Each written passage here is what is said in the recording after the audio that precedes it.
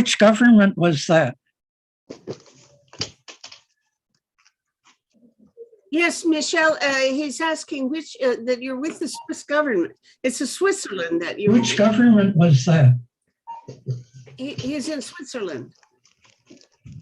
Yes, Michelle, he's asking which, that you're with the Swiss government. It's a Switzerland that you're. Which government was that? He's in Switzerland. Yes, Michelle, he's asking which, that you're with the Swiss government. It's a Switzerland that you're. He's in Switzerland. It seems that we have an echo. Yes,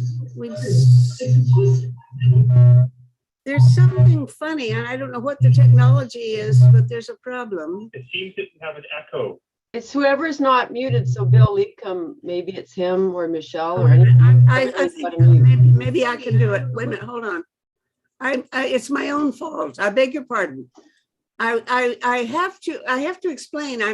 I'm going live on this, which I don't normally necessarily do, but I'm doing it as a backup because I've been having some computer recorder problems, and I'm not 100% sure that our recording is accurate. But the live version to YouTube always works out fine. So I set it to go live, and then I didn't set it up properly. I messed up. So I interfered with Michelle's explanation. Michelle, go back to where you were, and I'll and I apologize. I think we're okay now. I'm in Geneva, and I belong to the organization Swiss Without an Army, and we launched an initiative in Switzerland for the abolition of the army, and this is possible for any citizen in Switzerland to launch initiatives if they collect 100,000 signatures. And then the government has to launch a vote for the initiative we proposed. And we got 30% of the Swiss population to approve our initiative for the abolition of army, which is a great success. Yeah. Very good. 30% is better than I would expect. Yeah. Uh-huh. All right. Okay. Now, I see somebody's face here with an orange t-shirt. Larry. Larry, you're popping up on my speaker list, so I suppose you're wanting to say something. Would you say hello? Who are you? Larry N. No? All right. Well, we'll go back to the gallery. Okay, who has something to say? I want to, particularly now that we're all here, or there will be more of you, I'm sure, but I'm very happy that we have somebody from Ukraine with us, a peace worker from Ukraine. And this is Andrei Kamenchikov, who's with a friend of mine quite often. He shows up for these things. Bless your good heart, Andrei. Maybe I bet everybody here wants to hear the point of view of what's life like these days in Ukraine. Yes, I kind of predicted that I will have this question. Well, life is basically as usual in Ukraine itself, ordinary life. But of course, the political tensions are high and people are worried about what is to come. The latest news in the last couple of days seem to be encouraging, because it seems that the Russian leadership began some steps toward de-escalation, but it's way too early to make any long-term predictions based on that. And also, everybody understands that probably due to Russia's dependency on China in many ways today, it will probably not proceed with any kind of military adventures during the Beijing Olympics that will start in a week. So taking all that into account, you know, there are still lots of worries, you know, what the course will be of the Kremlin after the Olympics. And I think that a lot depends not just on the position of the leadership in the Kremlin, but also on the position of the Chinese leadership. I am certain that there will be discussions during the events in Beijing between the leaders of the two nations. And, you know, we don't know what kind of advice or support the Russian leadership will get from China. Today, I think it's pretty clear that without backing from Beijing, probably Mr. Putin will not have the guts to get involved in a major military confrontation. But still, it's hard to predict what's going to happen. I bet people here want to ask you questions. And I would suggest that if you want to ask Andre a question, just do so right now. You don't need to put up your hand. Well, I interrupted you just to tell you a false lead. Okay, go on, whatever you were saying, Andre, I'm sorry.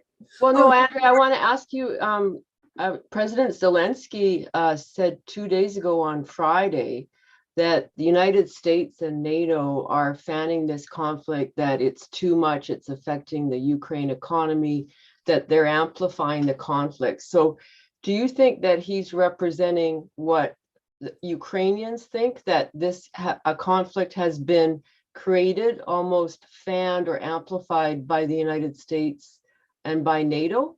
Or do you think this is a crisis that actually is because Russia has put 100,000 troops along the border? Thank you. Well, I'm pretty certain that the real mastermind behind this whole conflict has been in the Kremlin, not in NATO or in Washington. But it is true that the U.S. It seems that sometimes it seems that the Western powers see the possibility of an escalation of violence in and around Ukraine higher than the Ukrainians themselves. And for example, over last week, the U.S. Embassy here in Kyiv organized, sent out a number of messages to American citizens in Ukraine calling on us to leave the country, and had a conference, a Zoom call discussing this. And of course, this makes people nervous. News about diplomatic personnel or families of diplomatic personnel leaving and so forth. So in that sense, and I understand, because of course, even if there is no war, when people get nervous, that affects the standing of the local currency. The local currency has gone down somewhat in the last few weeks. It prevents investors and from investing and so forth. So of course, it's very nervous, a very, very nervous situation. It already creates additional economic hardships for both Ukraine and Russia. In fact, both the Ukrainian and the Russian currencies have lost significantly compared to, and the exchange rate went down for both these currencies over the last few weeks. So that is certainly one of the areas of concern. Personally, I don't think, I'm not, of course, I don't have the information that other that maybe governments have in Kyiv and in Washington or wherever, but personally, based on my experience, and I feel that it's still not very likely that we will see any major confrontation. I do see the possibility that there might be some escalation of hostilities along in the east of Ukraine, where there already has been a war for almost 8 years now, and it's been in a state of a kind of a low intensity conflict, but nonetheless, it's still a military confrontation that has not stopped for 8 years. So there might be additional events in that area. Thanks. Thanks for your yeah. answer. That's very interesting. Thanks very much. I'm wondering about public opinion in the eastern area, in the Donbass. I guess we hear that they would all just love to join Russia, or at least be more or less sovereign.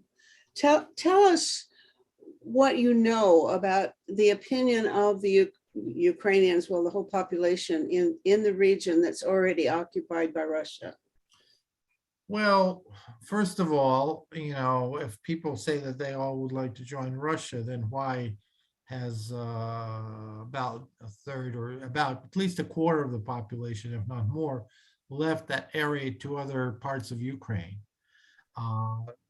Certainly, there also is a significant percent of people that left to Russia or maybe Belarus or some other places, but still, I would say at least two-thirds of the internally displaced people, if not more than two-thirds, ended up not in Russia or other countries, but ended up in other regions of Ukraine. So that by itself shows that there's no overwhelming majority of local residents that would be interested in joining Russia. Theoretically, I mean, after 8 years of war, I am certain that most people would be happy with any long-term resolution. If it means joining Russia, fine. If it means restoring the Ukraine's official authorities there, I'm sure that most people will be satisfied with that. People are just tired of war as such. And of course, the areas are de facto under Russian control, and so people, it's questionable what kind of public opinion you can really expect or measure in these kind of circumstances.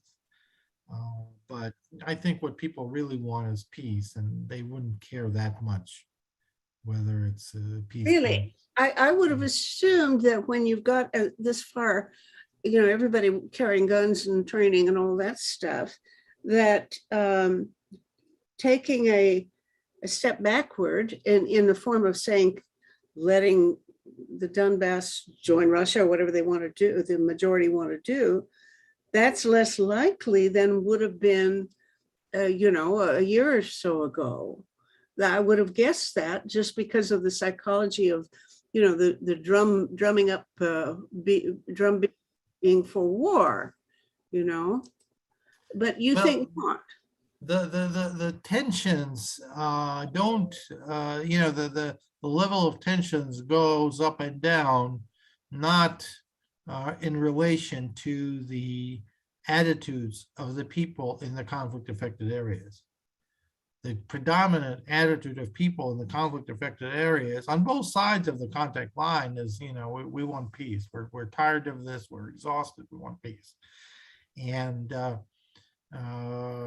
yes, for example, people in the eastern part of Ukraine vote overall different in a different way than people vote in Kiev or in Western Ukraine. But nonetheless, they have their political parties. I think that the people that just by comparing life in the areas that remained under Ukrainian control in the Donbass and areas that are under separatist control, I don't think this comparison favors life in the separatist controlled areas. Now, if Russia decides to formally annex these territories as it did in Crimea, I would expect that most people living in these areas would welcome that, because for them, this would be, a resolution of their, state of uncertainty. If Ukraine returns somehow, that's not going to happen probably in the near future, but again, people are tired of war.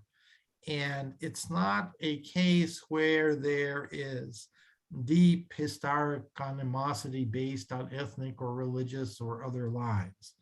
Luckily, it's not that case. So it's not like, an interethnic conflict where if one side wins, then, people of the wrong, in quotes, ethnic background are forced to leave or feel, themselves very uncomfortable and very threatened by that.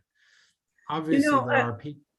I thought the precipitation of this conflict was that the official Ukrainian government prohibited the use of the Russian language.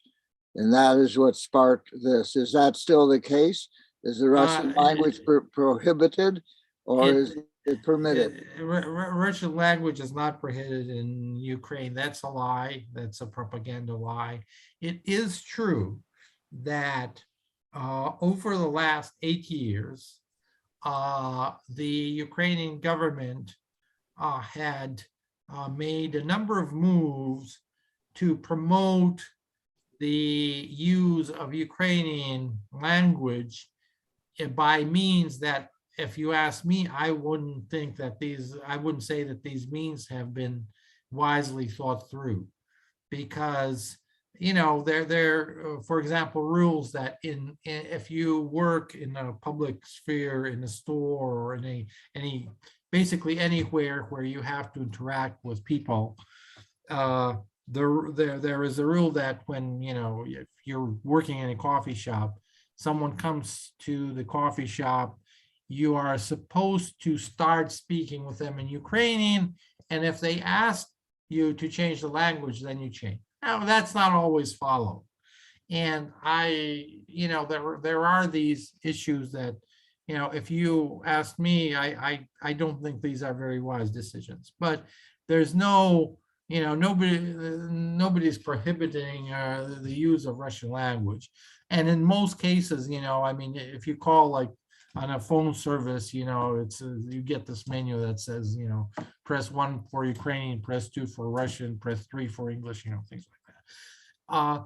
Also, for people living in Ukraine, even if they're Russian speakers, and that's probably about half of the population are native Russian speakers, the languages, they're quite related. So if you live in Ukraine, you understand Ukrainian.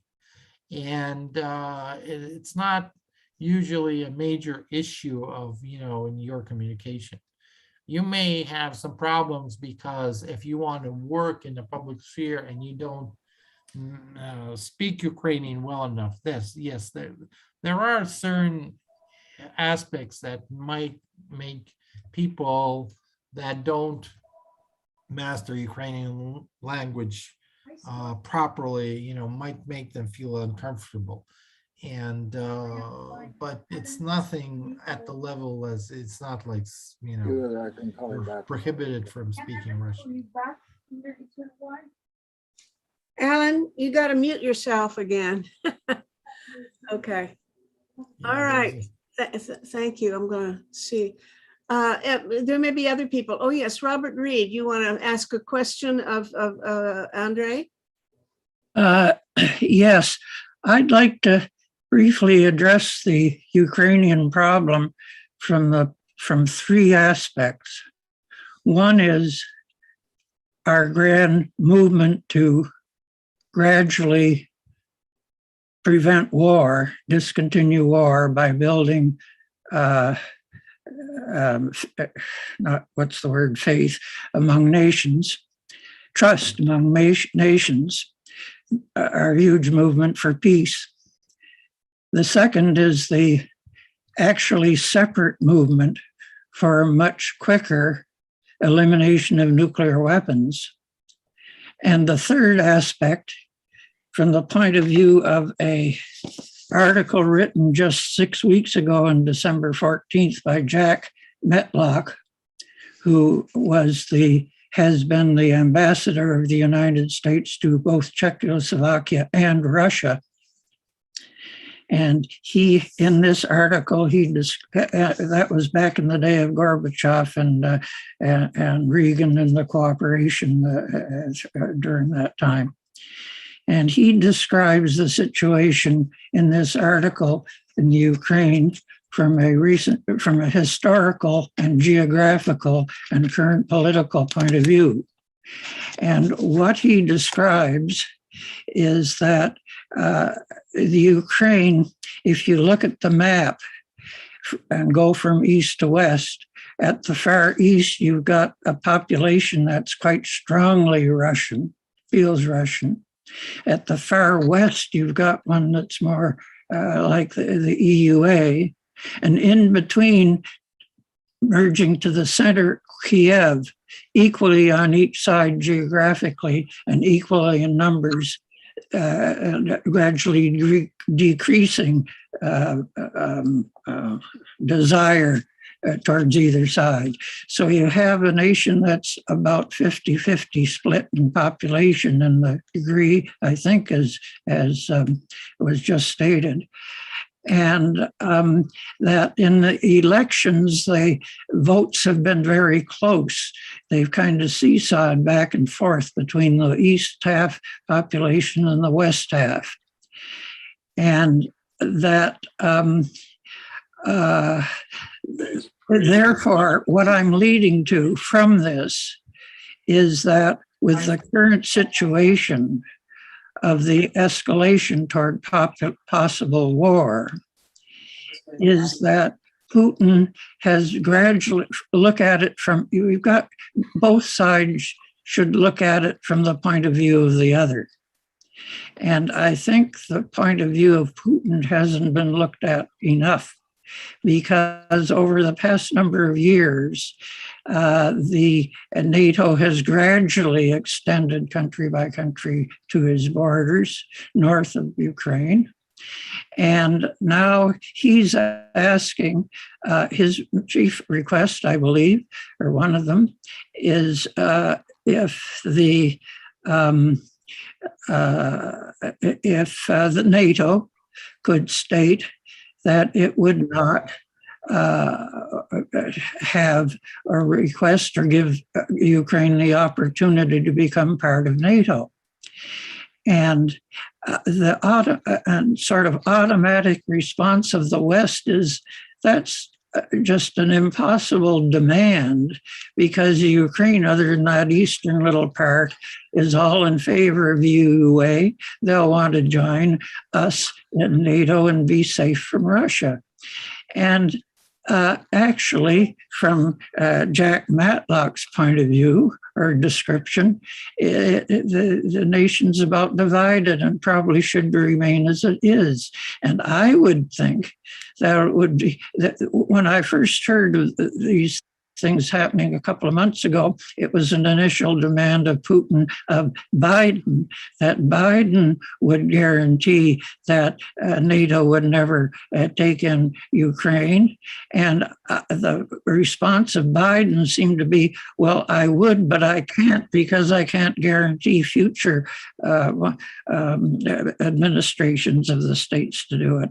But I've had the thought that maybe Putin could say, well, I can to the end of my administration, we won't, but I can't guarantee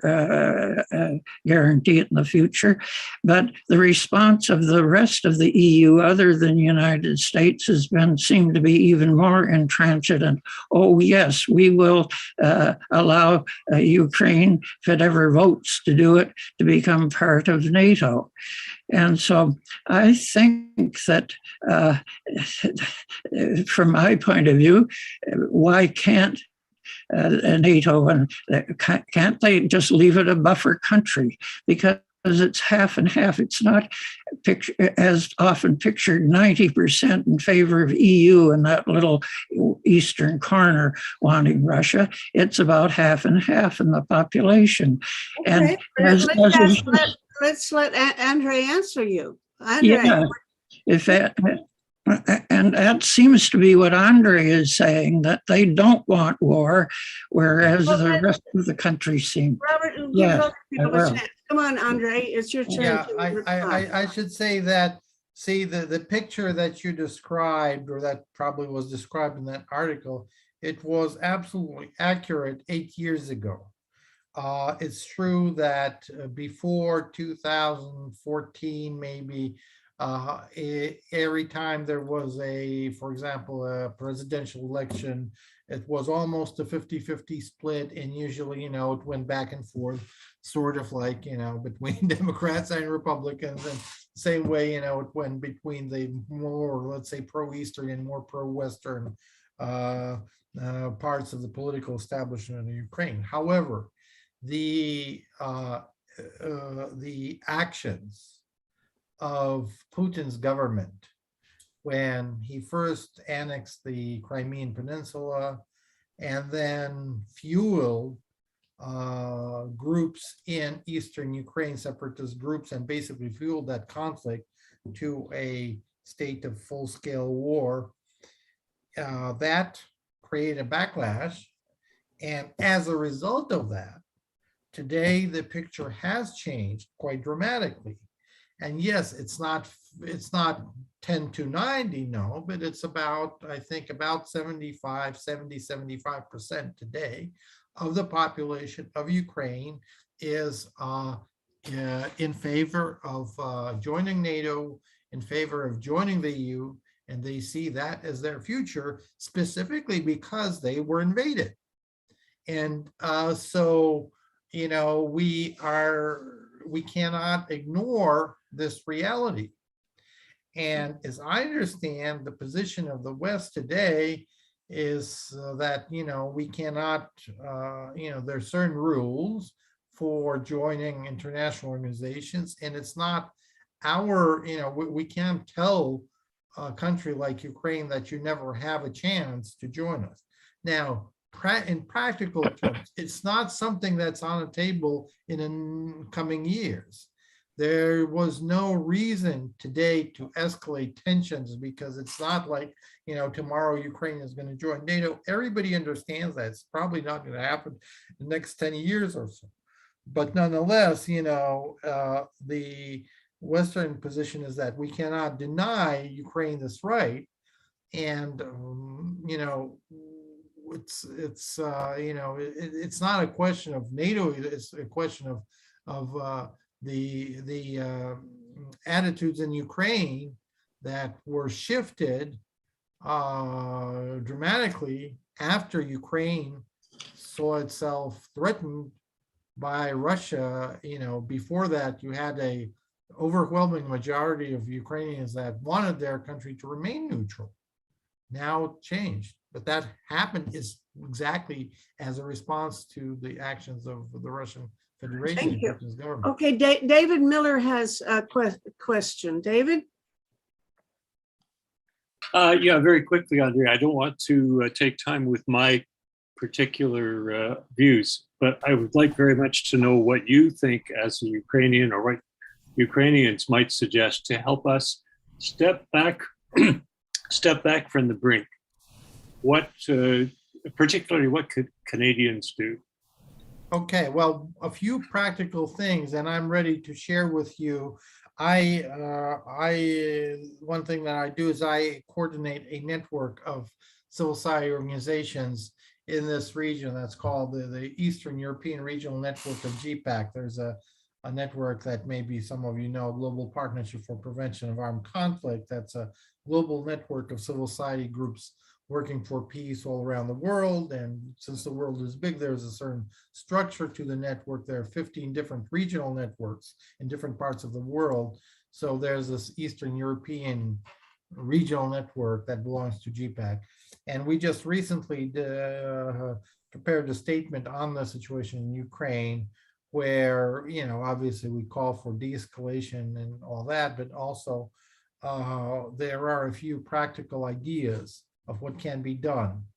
And one such idea is that as we're facing, unfortunately, the risk of a major military confrontation and maybe even an open aggression against Ukraine in this situation, one thing that maybe even civil society could do is it could pressure governments to have a very open and effective policy of providing shelter and decent treatment and shelter to conscious objectors, including people that from military ranks that refuse to participate, let's say, in aggressive war. So if you're, let's not mention names, if you're sent from country X to country Y, in a aggressive war, and you feel wrong about that, you have more options rather than just being a POW, becoming a POW. You can voluntarily give up and be transported to a third country and be treated, properly as a conscientious objector, not just as a prisoner of war. So have a special status for people that refuse to follow orders if these orders are related to engaging in aggressive and criminal wars. That's Great something idea. that I think the EU countries and Canada and so forth could make very clear. And I think that, you need to understand that there is no massive public support for war with Ukraine in Russia, despite what Russian propaganda says, and sometimes, bloggers, show there's very little opportunities to truly judge what public opinion is. But based on what I know, most people in Russia do not want any kind of escalation for Ukraine. And I think that if, God forbid, a war does escalate into a new level, because it's not something new that there is a war going on, but if it escalates into a more open aggression from Russia into Ukraine, that there will be very many people that would be looking for opportunities to simply not perform their tasks, let's put it like that, in this Beautiful. process. And if they're supported internationally, if they have options, if they are automatically granted, protection and so forth in Western states, that might be an effective way to resist. Thank you. And Richard Denton in Sudbury. Thank you very much, Andre. I'm just wondering, though, that I'm under the understanding that NATO was not to be, one, moving east, two, from previous agreements, two, was not to admit countries that are bordering on the, quote, enemy, and three, again, about countries being neutral, such as Austria. And so I'm just wondering, should not NATO not be allowing the Ukraine to join it? I know what from its own rules, as opposed to Ukraine's wishes to join. I don't speak for NATO. What do you want me to hear? You want to hear my position? Well, I do think it was a mistake in the 90s. Maybe NATO could be disbanded in the 90s, and some kind of new security structure could be built that would be more inclusive at the time. Unfortunately, we are way beyond that opportunity today. For a while, there was a it seemed that, Russia was very effectively cooperating with NATO and was seen by NATO countries as basically ally, in the early 2000s, and so forth. And there was even a basically a military base, well, a logistical military base in Russia supporting NATO operations in Afghanistan, in the first decade of the century. So things have changed. It's it's for the NATO member states to decide on their policies and who they feel they want to accept or not, or what are the rules for accepting one nation and not the other. But I understand why. It's hard to argue today in Ukraine with people that are predominantly for joining NATO simply because they want protection. They see that as a guarantee of their territorial integrity and security, because they lost, part of their territory. They are dealing with a war for the last 8 years now. And But Andre, Yeah. any member state in NATO could veto it. And I Yeah. read one thing saying, Macron doesn't sound as enthusiastic about the NATO policy as some other countries. And if he wanted to, he could just say, well, as long as I'm in office, certainly nobody will allow Ukraine into NATO. And unfortunately, then he can't bind his successors. So that might not be satisfactory to Putin. But if we're looking for a way out, that would be a quick and easy first step, wouldn't you say? I don't. And by the way, I'm ignoring Alan Haber, but I will get Yeah. back to you, Alan. Go on. Andre. It's a discussion. It's a very theoretical discussion. In reality, while Ukraine, they even, I think, wrote in their constitution that the Ukraine wants to join NATO. But in reality, it's not something that was on the table in the near future. Everybody in Ukraine understands that it's not going to happen in the next year or two or even 5 years, probably. Maybe in 10 years at the very, best. So it's not something that is this whole issue of, it's not something that was discussed in practical terms. It was, again, it was this, I don't know why the Russian leadership suddenly tried to focus on this and make this such a big issue, because it was not. It was not an issue that was being discussed. Everybody understood that it won't be many, many years till, if Ukraine ever joins NATO, it's certainly not something that's going to happen. Okay, but look, if the question is, what is Putin's mentality? Would he be halfway encouraged and mollified by such a position if Macron were to say that publicly? I'm not sure. I don't know what Putin's position is. I see that he, his reign, especially his last, since he returned to formal power in 2012, his policies have been a disaster for Russia, for Ukraine, and I'm afraid for the entire world in many ways. If he would leave in 2008 after his first 2 terms in office, he could remain one of the, he had this opportunity to remain a very, generally speaking, a very effective and positive figure in Russian history, but unfortunately things turned in a different direction. Okay, I think we need to acknowledge Alan Haber again, and then maybe one more. Joe Lombardo has his hand up, and then I'm going to try to change the subject. Okay, Alan. Yeah, I don't want to take too much time. I tend to look at the darker side of things. As I understood,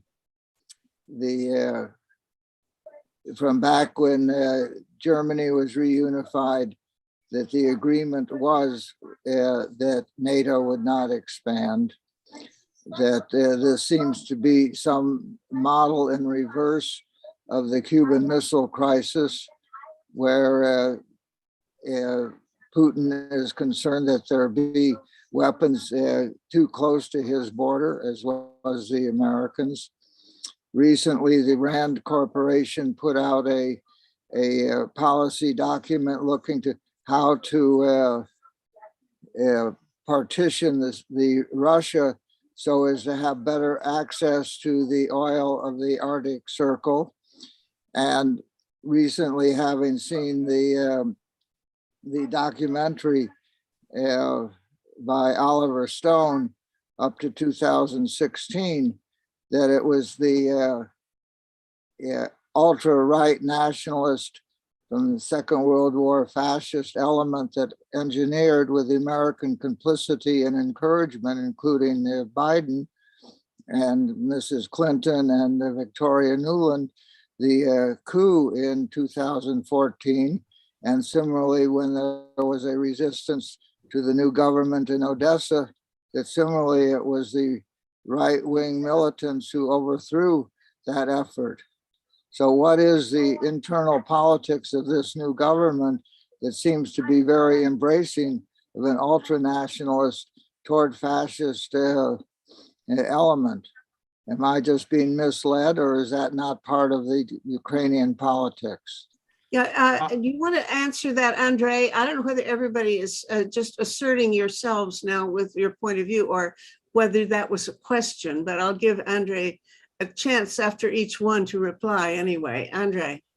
Okay. Are there ultranationalists in the Ukrainian political spectrum? There are. They're noticeable, but they don't have. They're actually a very marginal group.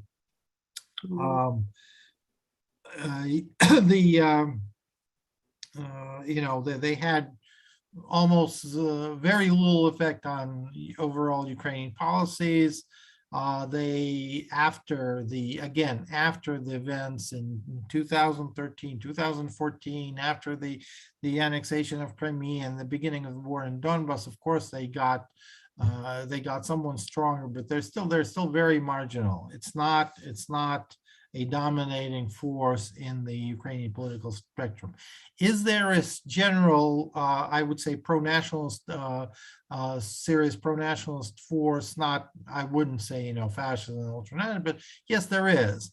And it's also very vocal, and it limits to a large extent the government. If you ask me, I think it's quite moderate, the government of Zelensky, and they do feel sometimes limited what they can do in terms of compromise on the situation in the Donbass, because they are somewhat afraid of the public. The problem is there is a large portion of the public in Ukraine that is supports, let's say, a relatively hardline policy toward the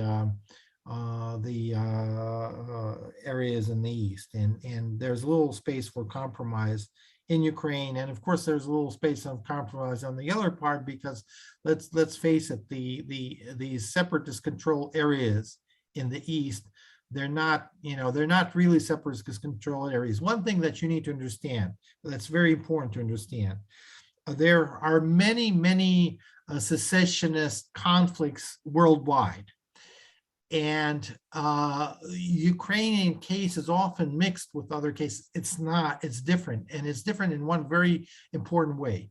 Wherever you have secessionist conflicts, let's say, the case in Catalonia and in Spain, yes, you have local governments or regional governments where a group, a political group that wants a secession or more autonomy or whatever, gets upper hand and works through the existing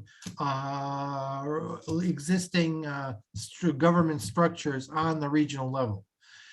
And then, they have legitimacy from their own population. And then you can argue whether they have their claims are legitimate or not, whether they have the right or not. That's a typical story of a secessionist conflict. In Ukraine, what happened in 2014 was that it was not the regional governments in the eastern parts of Ukraine that fueled the conflict. It started with armed groups that occupied the government buildings, self-proclaimed themselves as these new regional leaders, and basically engaged in and started speaking for the people of the Donbass region, even though they had nothing to do, or they never had a majority in the official elected institutions of that region. And they were able to do that because they had backing, all kinds of support, including support by weapons from across the border from the Russian Federation. So it is not a typical secessionist conflict. That's something that's, important. It has a different origin. Okay, let's go to Joe Lombardo now. Yeah. Joe. Hello, everybody. Thanks. I'm glad to be here. Glad to hear this discussion. I tend to agree with Alan Haber on some of the things he said. I've been recently on 2 occasions to Ukraine, one of them in 2019 as an observer of the memorial for those that were killed at the House of Trade Unionists, unions for being opposed to the coup that took place in Kiev. When I was there in 2019, there were right-wingers from around the country who came to oppose that memorial. And I was witness to them marching through the streets of Odessa with torches, chanting, "Hang the Russians from the trees," was their primary chant. And wearing swastikas. You could see swastikas on people's coats. You could see swastikas drawn on the sidewalks and the buildings, even not just in there when these right-wingers were there, but also up in Kiev. So I do think it was a mistake, just as it was in Germany, no matter to minimize the threat of these people who now are a throwback to Stephen Bandera, who who supported the Nazi invasion and organized to kill Jews in Ukraine. I mean, it's a very serious thing. There's a webinar taking place on Sunday, which I'm involved in. And one of the speakers is a man named Vladimir Kozin, who is from Russia. The webinar is supposed to be an American anti-war activist speaking to Ukrainians and Russians. And he's from Russia. And he sent me a note this morning. And his analysis of what's going on right now, he says there's been a massive increase of Ukrainian forces in and around Donbass. It's gone up to around 150,000, a major proportion of their entire military. It's increased by over 30,000 in the last day or so. He says they have modern weapons. They have US advisors.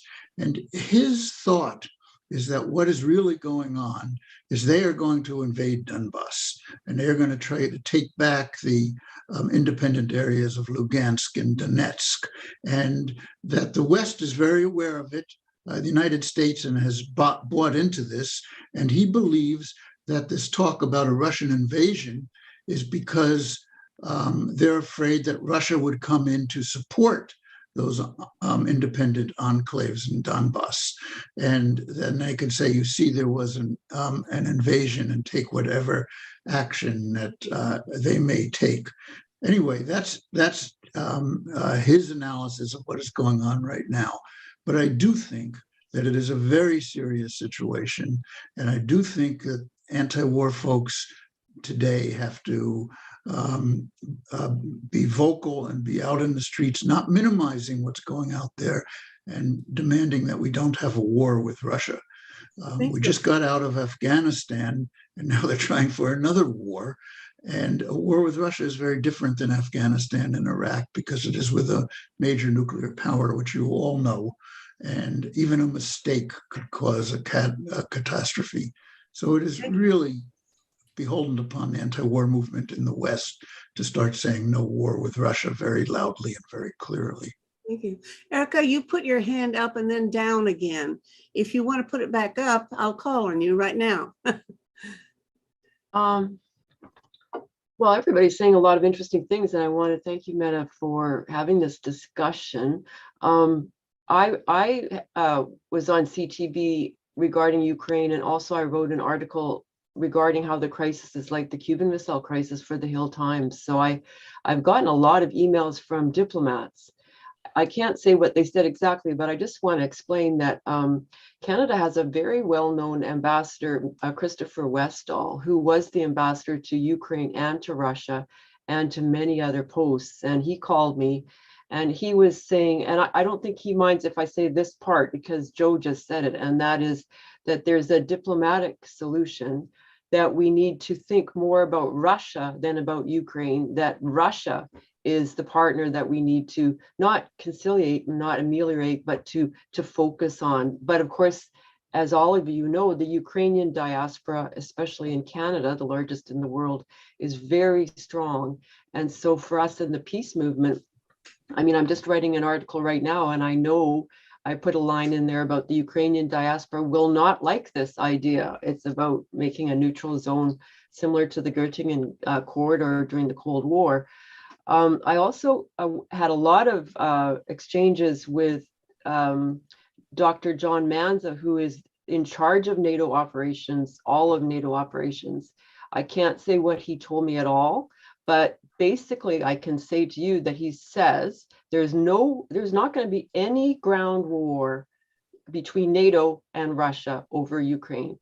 And when we keep saying in the peace movement, we keep drawing attention to the combat troops that are being deployed in Ukraine. He keeps saying that we're wrong. But of course, I keep saying, well, no, we actually, Biden yesterday did say that they will deploy a small number of US combat troops to Ukraine, which is completely inconsistent with what he's been saying all December and January. So I think Biden screwed up a bit there. But anyway, getting back to what the diplomats who are in charge are saying, including the ones at NATO, Mark DiPaolo, Michael Rula, David Angel, who is Canada's ambassador.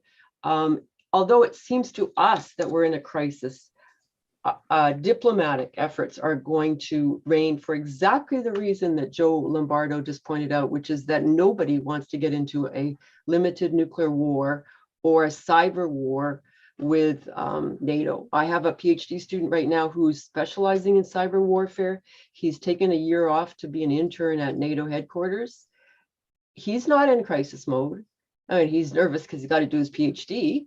But I think in the peace movement, we have to be careful that we don't sound like we're braying and that we're constantly, oh, war is coming, because after a while, they don't listen to us. But anyway, that's all I wanted to add, Meta. I have to go in a few minutes, but thank you very much for heralding, for spearheading, for bringing together all these wonderful people. I appreciate it. Thank you, Erica. Okay. Well, I don't see any more hands up, but Andre, you get the last word on this subject, and then I'm going I just would like to other explain. comments. First of all, I'm not speaking as I'm not a Ukrainian. I'm half American, half Russian. So, and I lived most of my life in Moscow. I live in Kyiv for the last 6 years. But I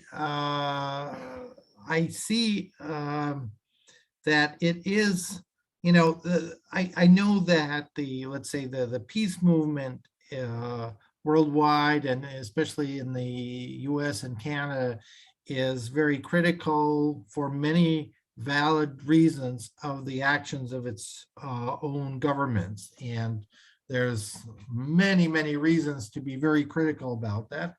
However, that we should try to be objective and understand one particular things. There are other problems in the world, and sometimes it may be that supporting a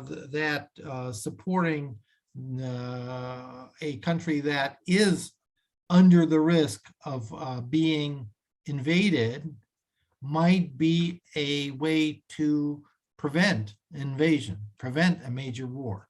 So, you know, every particular case in this world is very different.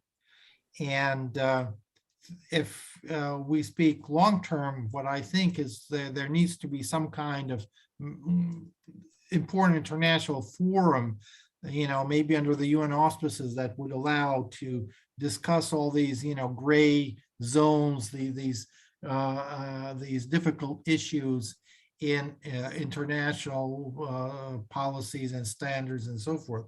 Because what happens is when one great nation violates certain principles, and another one uses that as excuse, and the third one, and so forth. Everybody starts playing in their own way. But today, I think that yes, you know, the risk is terribly high. Nobody's speaking directly about a war between armed confrontation between Russia and NATO, but you know, we can't guarantee what's going to happen.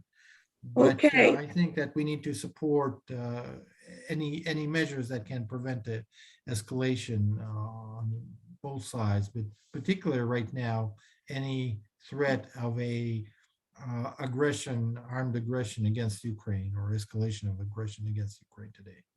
Okay, friends, we've spent an hour on this. Robert Reed, if I don't want to go some more on this. Is this relevant, or can you quickly say whatever's on your mind, and then I'm going to change the subject very quickly. Yes, everything in this conversation points toward no war, which is good. But I just wanted to remind of the general psychology of the human race, which is being reflected in the media right now. And it's like previous buildups to actual war, when the discussions are more and more, oh, there may be a war coming, there may be a war. And over a few weeks or months, the population gets tense. And then actually, when a war starts, they all relax. Oh, the tension's gone, the war's. So we can't let that happen. We have to just, and maybe the media somehow can be brought back toward the fact that is coming out in this meeting, that things are settling down and diplomacy will and can work. Thank you. All right, now. We've had an hour Could I ask my question? You know, I sent a private note to Meta because they can't do one to everyone, and there is no raise hand on my Zoom. Can I ask the question? Yes, quickly, but yes. I do think Yes. we need to move on. Yeah. I got that. My question is about representation, about the will of the people. And the people I'm concerned about here are the IDPs and the diaspora.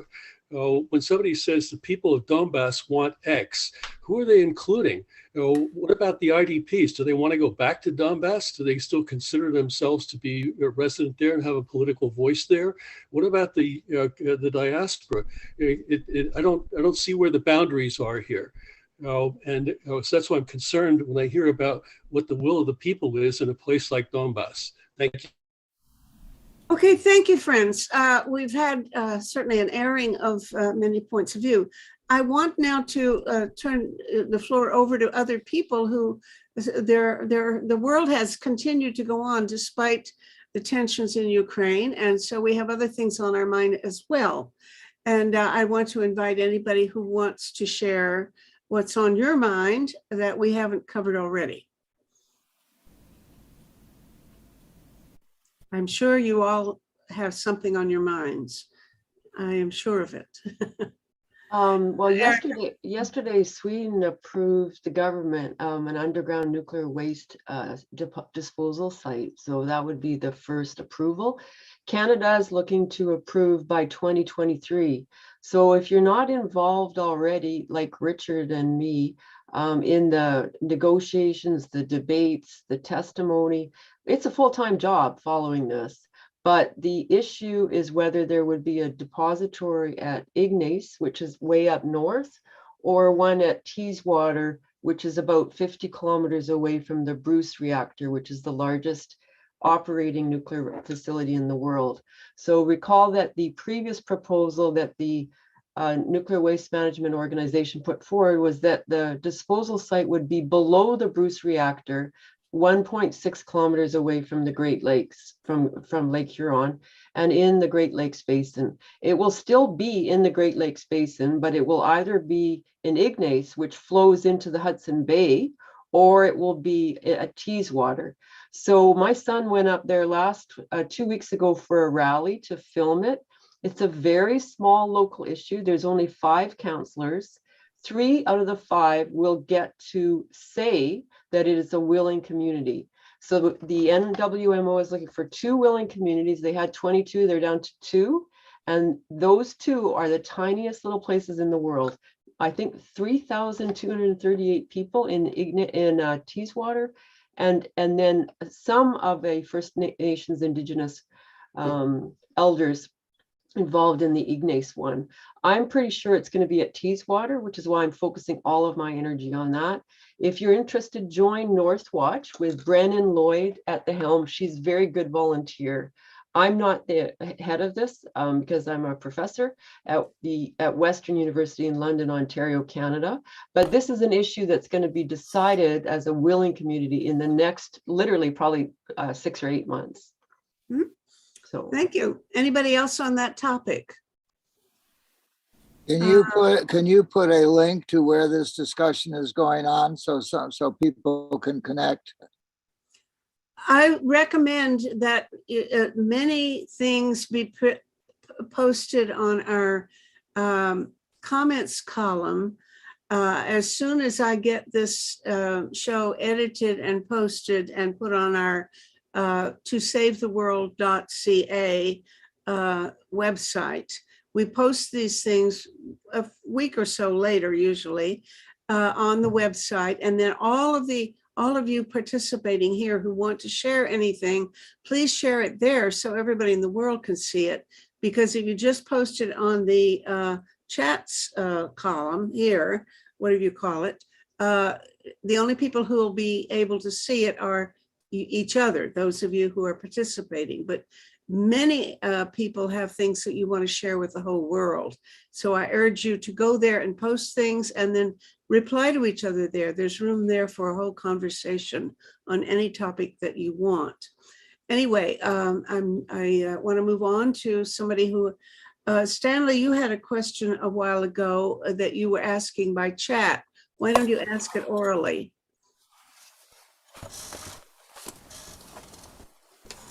Well, it's not so much a question as a observation.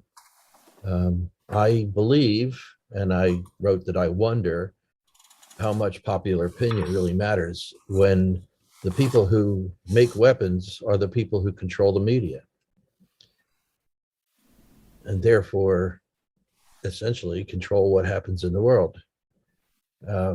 I feel that they get to sell weapons to both sides of any conflict and are simply happy, and their bottom line depends on increased tensions in the world. And why would they want to make peace? War makes a lot more money than peace. Right. I get it. So I'm with Humanity Rising as a volunteer. I published an index to all of the Humanity Rising episodes. There are 400 of them so far. Oh, tell us about that. I don't know that. Okay, I'll put a link in the chat. No, don't put it there. Tell us right now. Well, and I didn't hear what you were just saying, and I was thinking about something else while you were talking. You need to put in the chat where you think we should go. I don't want you to put things in the chat. I want No, but I want, okay, I want you to tell me what you were just saying because I didn't hear it. I want everybody to, well, you can save things if you want. And as soon as I post this edited version of the talks of this town hall on our website, there is just below the video, there's a comments column. And that's where you want to have a conversation because that's open to everybody in the world. And the chat column is simply available only to each other here. So I want you to please use the our tosavetheworld.ca window whenever you can. But I'm very keen to hear more about this Humanity Rising project. And did you say that you also make talk shows? You've got, what is this all about? I'm not familiar with your work. I want to hear more. I'm more or less a volunteer reporter, and I hang out with the Ubiquity University's Humanity Rising program that involves a daily conversation. The first part of it is a presentation or an interview by people who have been invited by Jim Garrison, who's the president of Ubiquity University, to speak or exchange ideas about whatever they are chosen to speak about. And it's a huge variety of subjects that are covered. Vladimir Posner had 3 episodes of Humanity Rising, and was very interesting. 2 of them are titled How America or United States, I forget how it says, promoted Vladimir Putin to his current position. It's an interesting argument, and I believe I heard someone speak to it today in this conversation, that at one point Vladimir Posner, okay, I keep confusing the 2 names, but anyway, the president of Russia at one point was interested in being more conciliatory to the West, and has changed his opinion. And this reporter who spoke to us on Humanity Rising said that people like the Clintons and others kind of poo-pooed the idea that we could have a partnership with Russia, and embarrassed them, so that they said, oh, well, okay, we really will be the opposition if you want us to be. Mm-hmm. Anyway, I'll put some stuff in the chat. I don't know anything about this university you're talking about. Okay, it's a small university, does mostly online work. It does master's and PhD courses, and a lot of general courses for the public. And Humanity Rising came about when they realized that there was something they could do every day about the coming of the pandemic. Mm-hmm. And so when in May of 2020, they began a concerted effort to host a program every single day on various subjects that had something to do with climate or the situation with the virus. Mm-hmm. That morphed into a concerted effort to have a program every weekday, and they are continuing to do that. So they dropped weekends, mm-hmm. and much to my satisfaction, because I was getting tired trying to report on them each day and not have a day off. So my journal essentially is called Other Networks, othernetworks.org, and through that I publish a link to every single of the 400 episodes of Humanity Rising. Mm-hmm. Okay. And so it's a rambling conversation covering a huge array of topics, including anti-nuclear war, against the weapons of destruction, so supporting things like regenerative agriculture, trying to give so much like what we do. That's very yes. Well, there is a relationship. That's why I'm here. John German invited me here. John is a representative of the volunteer folks who hang out with the United Nations. Mm-hmm. And he posted and he's gone now. I'm sorry that he doesn't hear me talking about him, but well, fine. We sound like we're doing exactly the same thing. There's a huge relationship among a lot of organizations. Have you heard of Blessed Unrest? No. Blessed Unrest is a book about 10 years old now, maybe, in which the author was a climate activist, and By he the way, I realized, want to say goodbye to Andre, who says he's got to Oh, leave. okay. Thank you, Andre, for being the holding the hot seat. Anyway, good blessings to you. Don't go to war. We're not Thank you. ready Thank for you. that yet. Okay. Bye-bye. Sorry, Bye-bye. back to where we were. Sorry. okay, Okay. well, I have two quick questions for Erica before she leaves. Oh, One is, which of the two sites would you prefer, or neither, a different one? uh-huh. I believe in what's called above ground rolling stewardship. The idea that we do not bury the waste because it would be abandoned and then therefore forgotten. I'm in a large group of people who are arguing that we keep it above ground. It could be in one spot, but that would be a soft target for our terrorists. So actually it's safer to keep it above ground for the next 400 or 500 years until we develop storage containers that will be actually non-permeable, that water will not eventually go through it. More importantly, that we may vitrify it, or we may end up taking out the plutonium and uranium and using it for other reasons. So the key is to delay, and not go right away to burying it 100 miles north of what you're looking at. This is my university, 100 miles north of me, big hole in the ground as big as the CN Tower, 7 kilometers long. So that's in a big, the Teeswater River, the water basin, the water's already leaking out from the borehole. So we're basically putting storage containers in water, just like they did in Germany in the Assa mine, where it leaked in a salt mine. That also leaked. And then there was a fire in New Mexico with this, which is a risk, because if there's a fire in Canada, it means that people would have to go down underneath a nuclear reactor in a fire. We didn't do that with Fukushima. So you can see I'm pretty passionate about this, Robert. Join the group, everyone. We really need more people who have some time, who are willing to write letters, and who, like you, are all very well informed, literate, and can write well. So thank you.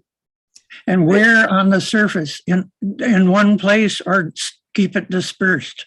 Right now, the plan, the proposal is that it would be one site for all of Ontario's waste.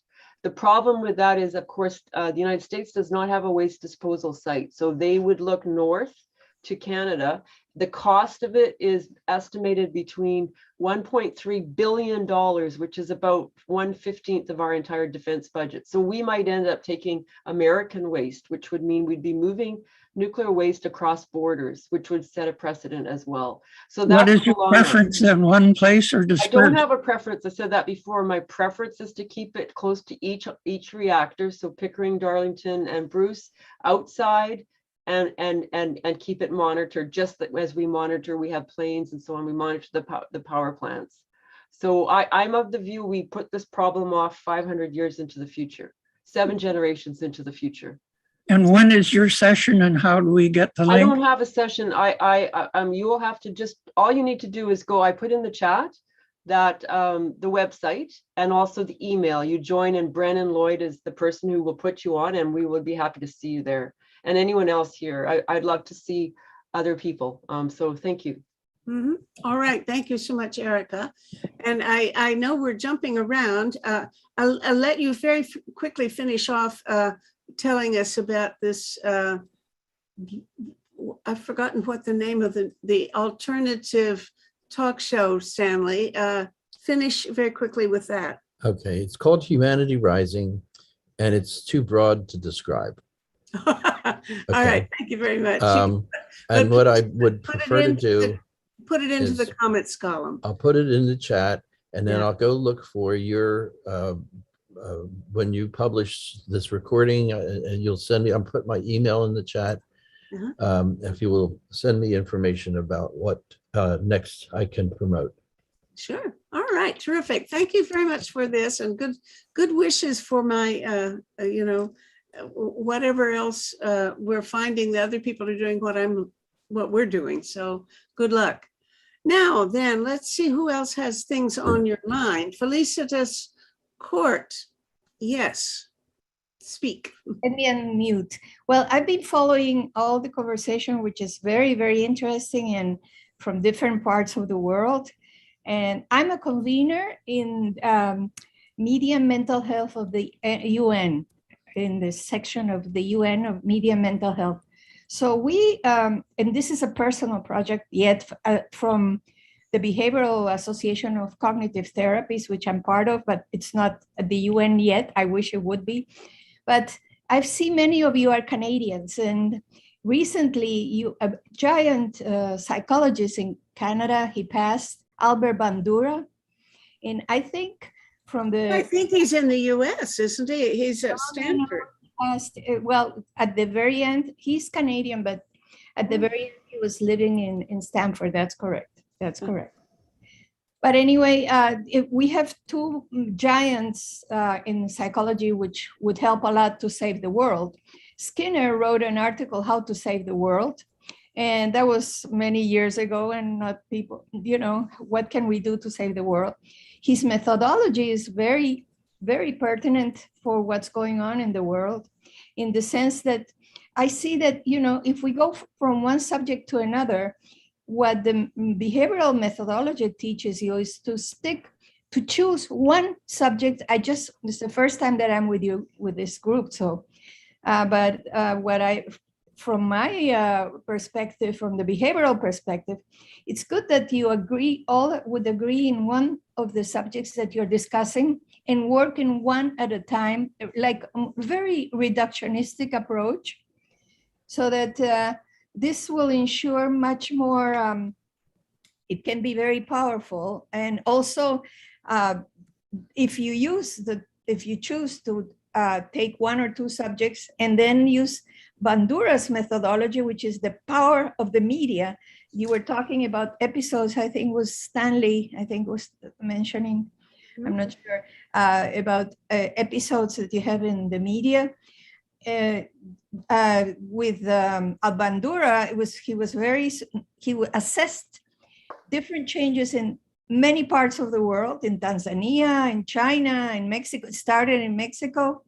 And you know what? It will surprise you with soap operas. So designing soap operas as prepared from the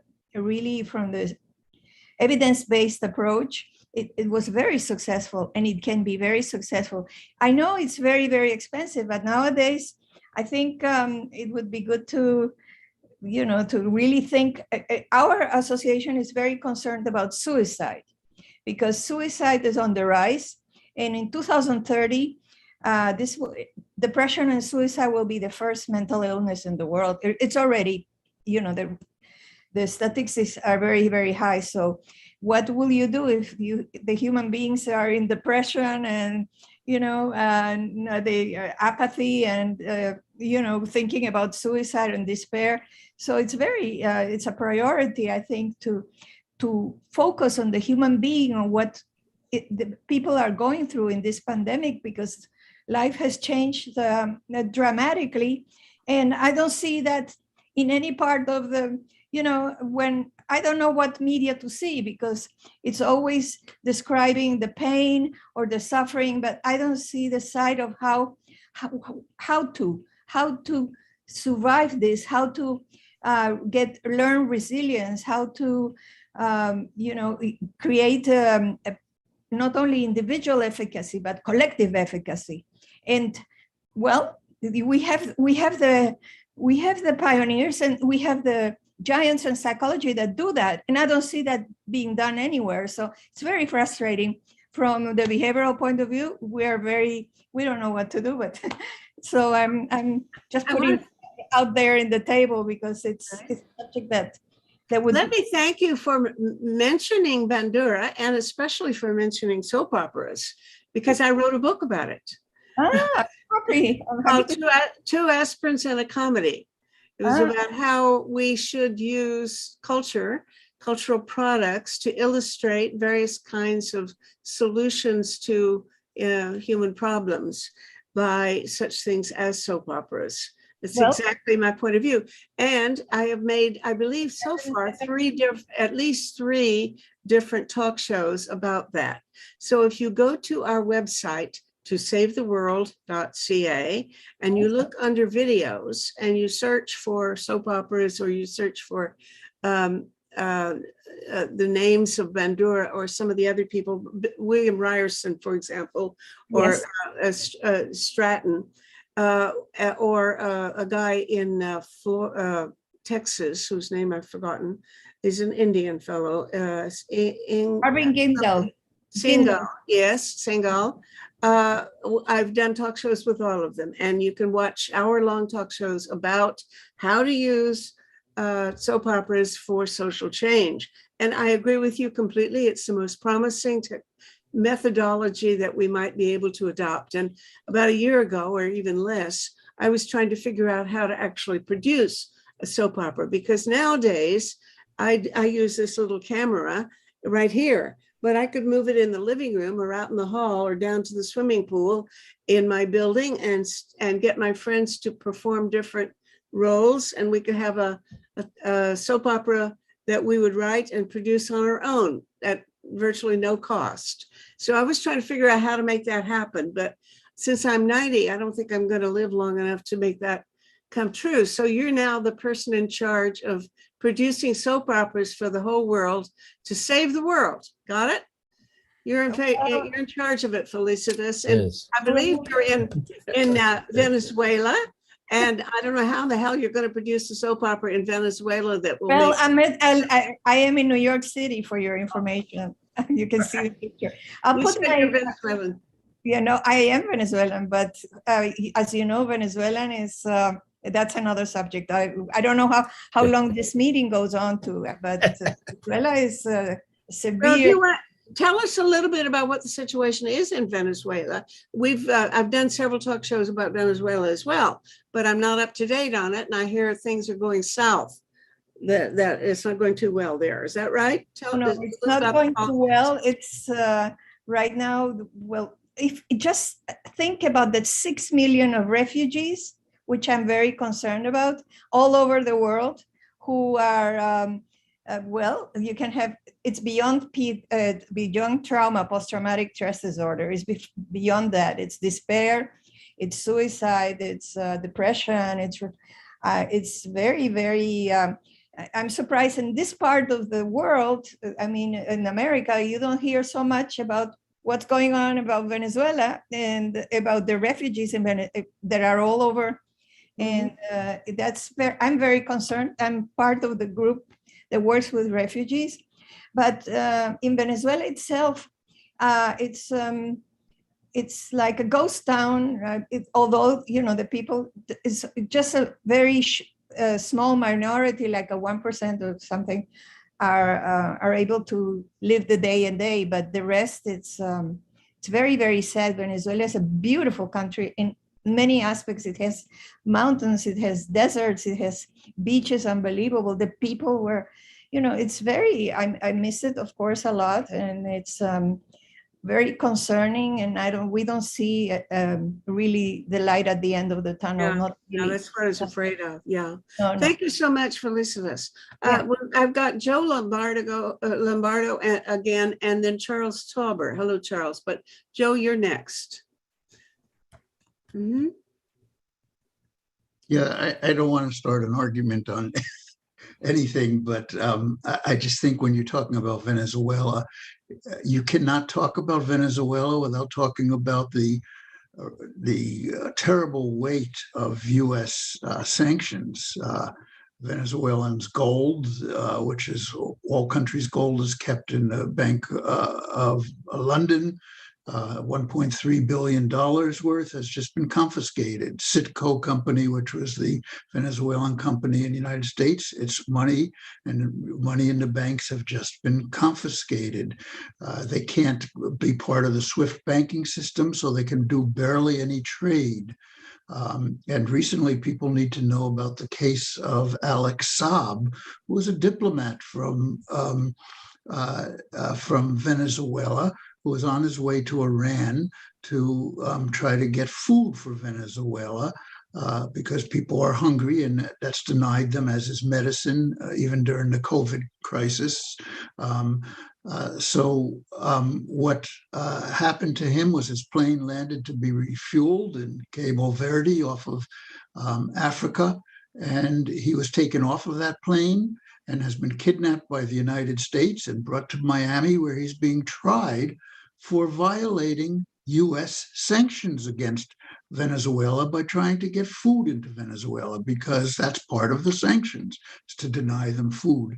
So you can't talk about the crisis in Venezuela without saying, well, let's just let Venezuela live and let's see how their system can really develop without the incredible intervention of the United States and its European allies in that country. So thank you. And I think that I should allow, since you've expressed one point of view, I don't know what Felicita's view is on this, but before going on to Charles, Felicitas, I think you should have an opportunity to comment in response to what we've just heard. Yes, I'm happy to say the following. I am, like one of the other panelists said, I have a passion for psychology. And I just finished publishing my 6th book in Spanish about psychopathy.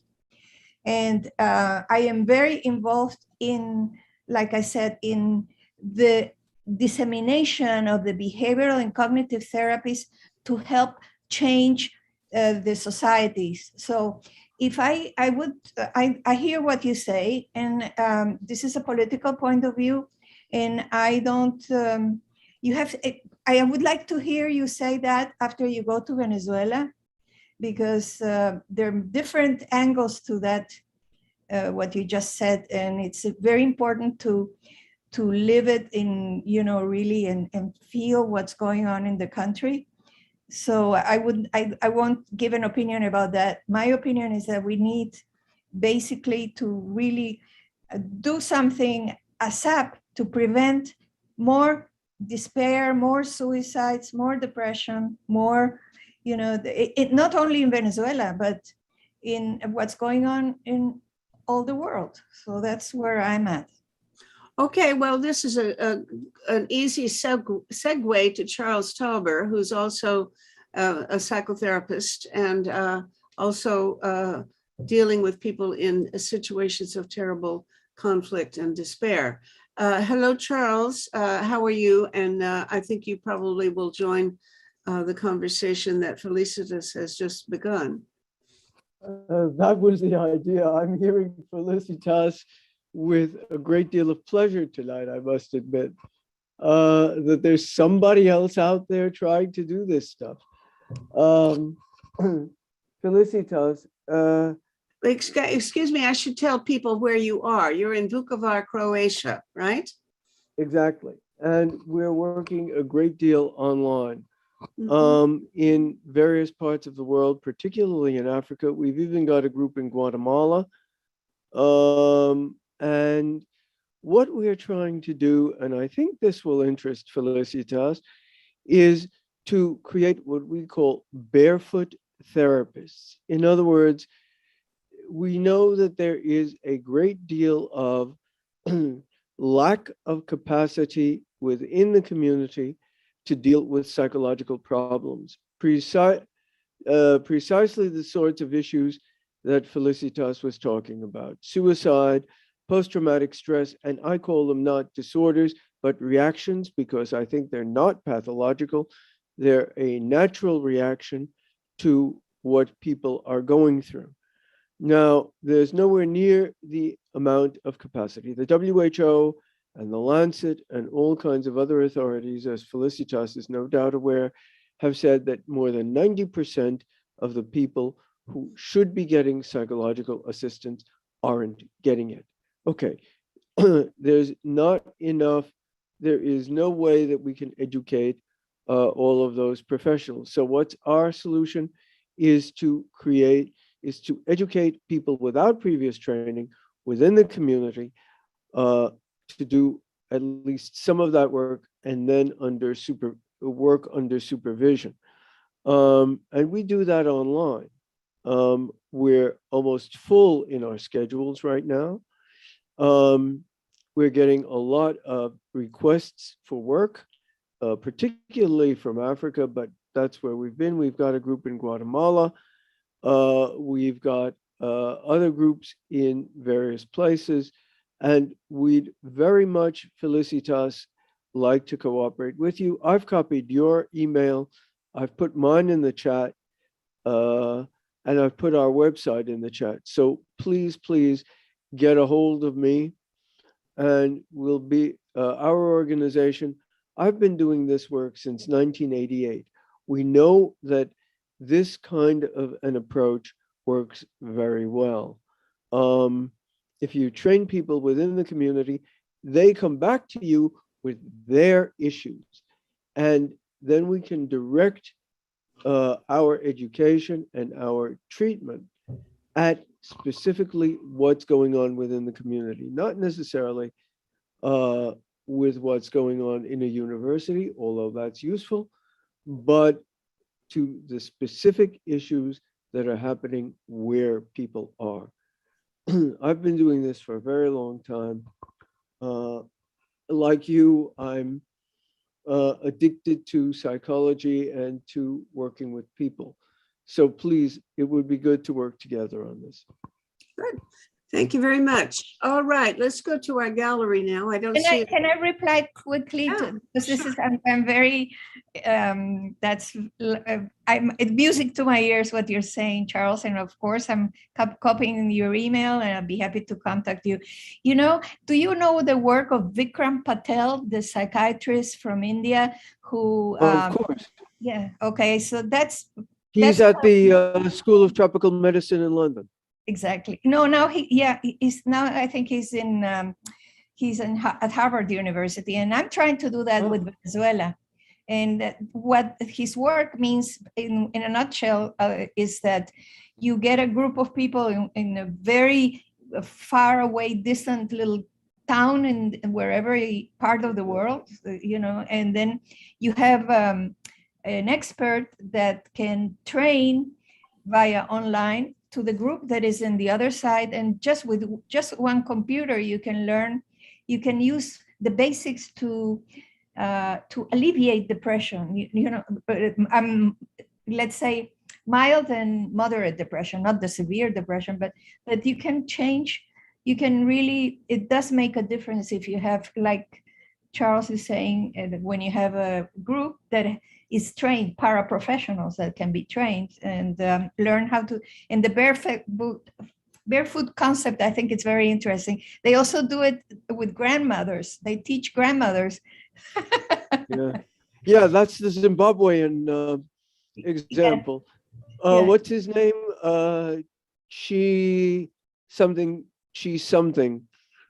Chiquenda, I think, who's got grandmothers on benches, and I love it. I absolutely love it. Exactly. Right. I think he did it in New York. Wanted to train barbers and hairdressers because they're people that get unloaded on and could probably do quite a bit of work with therapy. Exactly. Yeah, exactly. We've heard of it. Yeah, sorry. This is a great model. A very great conversation. We should really think about doing one very good soap opera that can travel well all over the world with certain. Oh, I would love it. The main points to begin with a couple of points, not many, 2 or 3, but we have so many problems. Better stick to a couple of problems and not all of them at the same time. I agree. And what we do is we have groups of NGO people, and they transmit this further. So if you train people within NGOs who can then train other people, and you get a snowball effect, this works very well. We have about, I don't know, 10 groups a week, something like that. So it's a great technique, but I love the idea of a soap opera where we could go through all of that. That would be fun. Well, I hope you guys, somebody will actually pick up this idea of a soap opera, because it would take a lot of organizing, but I can't think of anything that's more potentially constructive, because the problem is our mental problems are very largely cultural and group dynamics, and people are very influenced when they identify with and empathize with and live vicariously the emotional experiences of a prolonged series of shows that go on year after year, or at least a couple of years at least, in which they form a real bond with the characters. And this is so important, because that parasocial relationship with a fictional character can be as important, or actually more important, than real life interactions with the people that you see every day. And these people fall in love with their fictional characters, and they form extremely intense bonds.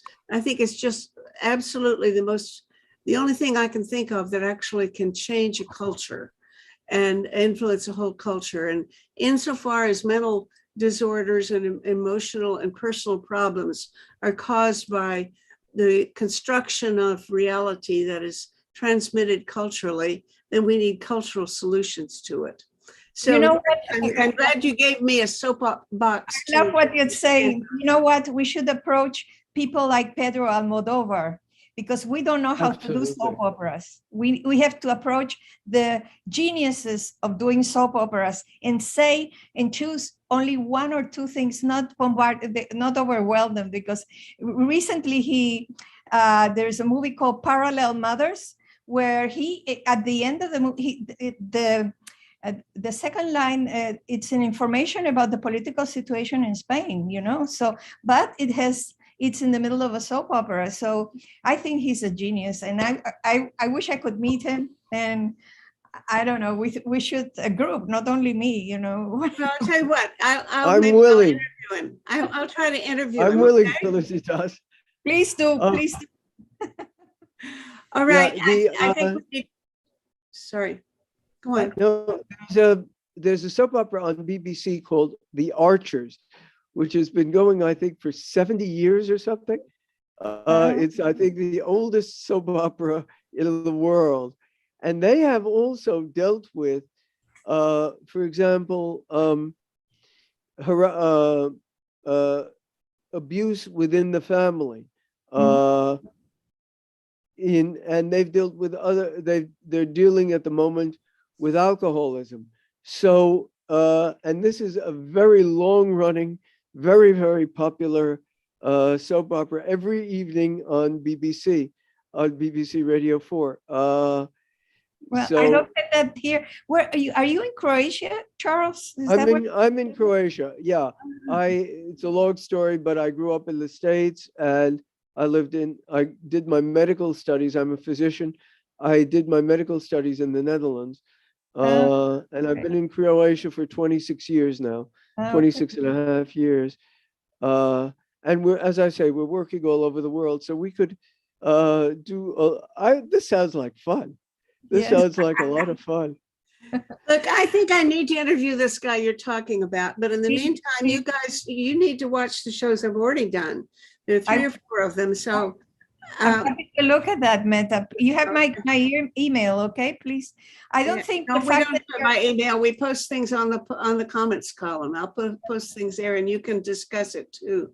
That's where we want to encourage people to have conversations. So the fact that you're 90 doesn't mean that you can't get ready to do a soap opera. You have a lot of energy, and people now live to 100 and more. So. Exactly. Thank you. Okay, I think we need to move on, but bless your hearts, I'm glad you brought this subject up, because it's my favorite subject. Alan Haber, you had your hand up a while. Well, just on this same question, here in the affluent United States, we're developing the commons in the center of our town, and one of the elements is the friendship bench, the grandmother's bench, to give opportunity for people with distress to talk to somebody with a listening ear.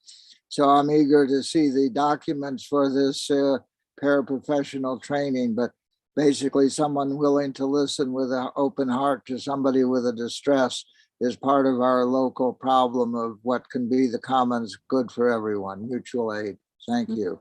Glad to hear this. Okay, sounds people are thinking along the same lines. I guess it's because we're in such a stressful period that you hear people talking more about their distress. I mean, a lot of folks are depressed nowadays. Let's move on to a different topic. I have not called on a number of people and who probably have something interesting to share. So if you have something that you want to let the world in on, put your hand up quickly and let me call on you. I think we need to move. We only have another 15 minutes before we want to call this to a close. Hello, Bill, the Fox guy. Yeah, this is, being a part of this is incredible. I've looked for such a group of people for decades, and I accidentally bumped into Meta, and it's all come together. My family has a 400-year history of being pacifists. Oh my God. But I don't actively, like most of you, I don't engage in it as a part of my life. I sign petitions and I talk to people about peace in the world and so forth. A lot of them think I'm crazy. But anyway, my path has led me to study that little gray fox that's sitting behind me there. Mm-hmm. And all I'd like to say is that after 12 years of daily studying the behavior of that little fox, the book I wrote about them came out last week. Congratulations. Yeah, and so it's really going well so far, and we'll see where it all winds up. But the book is called The Road to Fox Hollow, and you can purchase it on Amazon. You can purchase it on Barnes and Noble and several other places. You just do a search on The Road to Fox Hollow, and it should come up. Tell us a little bit about your foxes. You've got a gray fox there, yeah. And I'm only familiar with red foxes. How many? Do we have any purple or green foxes? What's the story? And what's your favorite kind of fox? Well, I have to say that my favorite kind of fox is the gray fox, because that gray fox is older than any other canine on the face of the earth, genetically speaking. So as such, it's on the average, it's about 10 million years old. And wolves and dogs and jackals and all the rest of them come later. Okay, so there's your foundation, that little gray fox there for all the rest of the canines. All right, well, I'm glad you're standing up for him, because I imagine life is getting a little tough when the habitat of foxes and other critters are being diminished. Well, the Urban Wildlife Research Project, which I am the president and co-founder of, we are doing a major restoration project along the edge of the San Francisco Bay. And we intend to make the habitat there a more healthy place for all the wildlife that lives in that area. And there's quite a lot. What can you do? Where I know the San Francisco Bay pretty well, but tell me what you're planning around there. We're planning on developing corridors and linkages that run from the southern part of Redwood City, which is about 30 miles south of San Francisco, all the way down to Moffett Field, which we can't crack into yet because it's a top secret base. NASA is there, and many other top secret, like I can't think of the name of it right now. Anyway, all the way down to there, and that's about an 11-mile stretch of territory that we're going to knit together piece by piece by piece, so that we have a unified habitat to support the lives of those intelligent beings. So now, are these little pieces of land along the water, or where? I can't visualize what you might be planning. There's a strip, narrow strip of land between the actual bay itself and Highway 101, which runs parallel with the San Francisco Bay, and it's in that band between the water and Highway 101 that there's kind of a wildlife area that moves through that territory. Now, this is probably because people don't have geographical map in their mind. This is probably going way over a lot of people's head and attention. Yeah, only people living around the Bay Area probably know what you're talking about, and I've been moved away so long I can't visualize it as well as I used to. Yeah. But certainly the whole notion of protecting biodiversity is, you're doing God's work. I'll tell you, that's really worth promoting. It's absolutely critical, because we're now experiencing the 6th mass extinction on the planet Earth, and millions of parts of our wildlife out there, all the way from insects to the big ones out there, like the grizzlies and so forth like that. They're all under attack. Mm-hmm. And it's because we have moved into their territory so heavily that we've chopped up all their landscape, and they have nowhere to go. I had a guy. We're catching their viruses because we're invading their territory. It's true. Yeah. Thank you very much, Bill. That's a good contribution. Who else has something to say? We only have another 5-10 minutes to go before we have to say goodbye. And I haven't heard from everybody who has something new to share. Some of you have been very quiet. Anybody else? Shall I point at somebody? When I was teaching, I would just point at somebody, but I don't know whether. Ernest Thiessen, I'm pointing at you. Tell us what you're all about. Hi, Meta. I am really glad to be here today. I love what you're doing, and I'm the inventor of the Smart Settle collaboration system. And now a while ago there was some URL that appeared, some name appeared, that Smart Settler or something like that, and I thought, oh, who's this? So it was you. Is that right? Yes, yeah, it comes up by default as a Smart Settle team member. So I just changed it to my personal name here. Okay, tell me more.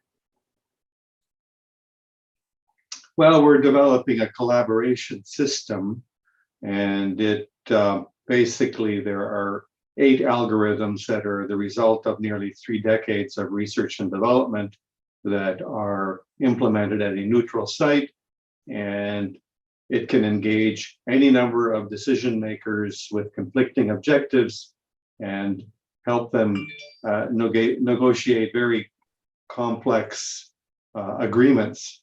Right now, we're modeling the conflict in Kashmir, and looking for people that from that area that will participate in order to get a realistic simulation. Tell me, that just is whets my appetite to hear more. What are you going to do with Kashmir? Well, elaborate, please. It basically will make the Smart Settle process available to them, As I mentioned, it's guided by 8 algorithms that are implemented at a neutral site. These are algorithms that promote collaboration, and they allow people, the preferences of all parties are learned by that neutral site. They're kept private and confidential, but it works with them to give them a solution that they would never think of on their own. In fact, they can't get there because they're stuck at a place where they are now. You know, it's there was a fellow named John Nash who got a Nobel Prize for working on this research. And the place where they're stuck is called the Nash Equilibrium. He got a Nobel Prize for explaining that, but he said there's a way out of it. And that is a certain algorithm that would get them beyond the Nash Equilibrium to the efficiency frontier. So the Smart Settle process implements a similar algorithm, one that was easier to implement. However, Professor Emeritus Howard Rafa at Harvard University took a look at both of our algorithms and said that the one that was developed by Dr. Thiessen, he actually prefers. So that's you. That's me, yes.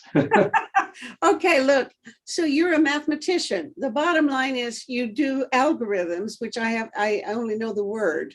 It would be fascinating to understand a little bit more, which I really know we can't do in 4 minutes. Yeah. It would be very interesting to know how an algorithm is going to solve conflicts by finding solutions that to people, ordinary folks, non-mathematicians are too dumb to figure out on their own. Yes. So maybe we can have a conversation about that some other time, or maybe even a talk show, but I'm absolutely unqualified to talk about mathematics.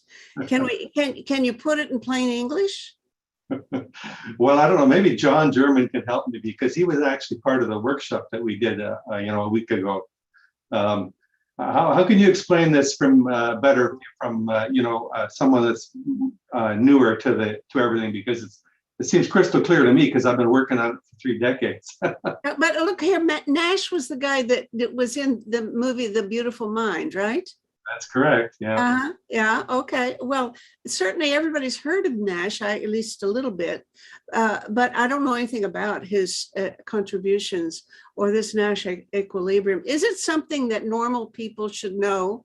Is it something that we can absorb? Because if it is, I want to set up a date with you to have a conversation on my talk show. My daily, well, it's 3 days a week now, we do a talk show. So if John and you can explain it to me in ways that other folks can, non-mathematicians can understand, I really want to hear it. Is that possible? Sure, we'd love to work with you and be part of your show, yeah. Hot diggity. All right. I've come up with a real winning solution today. Anything you want to add to that? Or does John want to add anything on this point? John, you got a minute. Got 3 minutes. Ern should talk. That basically it's really simple. By having a neutral mediator, arbitrator who knows the preferences of each side, when each side knows only its own preferences, they don't know how to get to the best possible solution, but the system can figure it out. And that's what it does. And that's the magic of it. Yeah, except an algorithm is a mathematician's tool. And that just totally baffles me. How would a mediator, take Charles Tauber or something who does that kind of thing all the time, how would he non-mathematically find a solution? Okay, go on. Tell me more quickly. Okay, here's something I've used for years. Well, I do a lot of negotiating. I've negotiated treaties at the UN. And a question that I often use, or at least I think of, is how much do you really want this? And that's the question that Smart Settle Infinity focuses on, and it's the only one that knows what everybody who is a party to the negotiation wants. The only thing that each party knows is what they want. Oh, and part of the process for getting ready for the algorithms to do their thing, is for the parties to say what they think the issues are. When they all agree what the issues are, then you can start. And then what they do is each party figures out how much do they want each of the things compared with each of the other things. So you can say, well, we want to have territorial integrity in Ukraine. Well, do we want that 3 times more than we want peace? Or do we want peace 10 times more than we want territorial integrity? And so very simple example, but you do that with all the preferences, and then the system is the only one that knows everybody's preferences. So it's the only one that can find the optimal solution. What's best for everybody? So there's a whole process for how you do the negotiation, but that is it in a nutshell. Okay, I see that your algorithm must include a weighted preferences. It's not just I want this, this, and this, but how much do I want it? Oh boy, now we're talking, because I did a thing a few years ago myself where I wanted to have a system of a referendum in which everybody would have 20 votes, but you could cast all 20 on one topic if that's how much you wanted it to be, and so on. Oh, we're talking the same language. That's terrific. All this time I've been using an algorithm and didn't know it. It's like the guy in that French play who's speaking prose all his life and didn't know it. I've been doing algorithms. How do you know that? Believe it. That's wonderful. Okay, this has been fun. We are now 1 minute over 4 o'clock. And my goodness, we've really done weird things today, haven't we?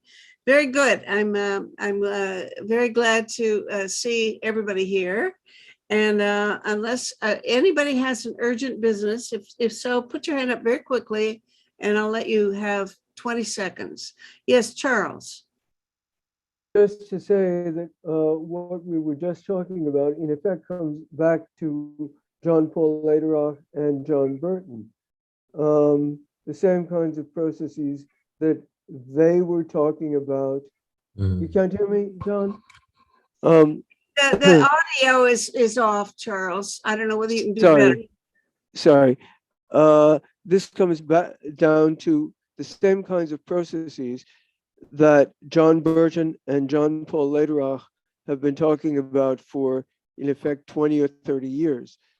And so this interests me also very much, because you must include the psychological sides of things into all of this. Those factors, very important to factor those in.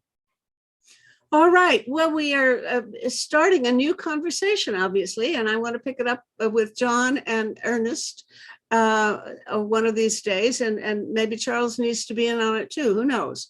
But I appreciate this, everybody. I've had a good afternoon, and I hope you have too. And come back next time. Post all of your thoughts as soon as I get this website set up. I mean, the page set up. It's anyway, I'll try to let everybody know that it's up and you can post things there for the whole world to see. And then please comment to each other, use that space for a discussion. Fair enough? Very good. I'll see you in a month then. The last Sunday of every month, we do this from 2 to 4 p.m.